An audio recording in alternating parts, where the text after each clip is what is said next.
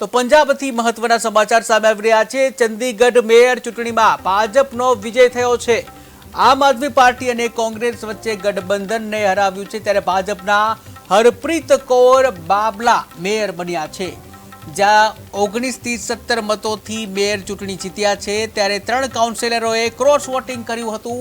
ભાજપે જે આમ આદમી પાર્ટીનો ખેલ પાડ્યો હતો। તો મહત્વના સમાચાર સામે આવી રહ્યા છે। પંજાબમાં મેયરની ચૂંટણી હતી। આ મેયરની ચૂંટણીમાં ચંદીગઢ મેયરની ચૂંટણીમાં ભાજપનો વિજય થયો છે।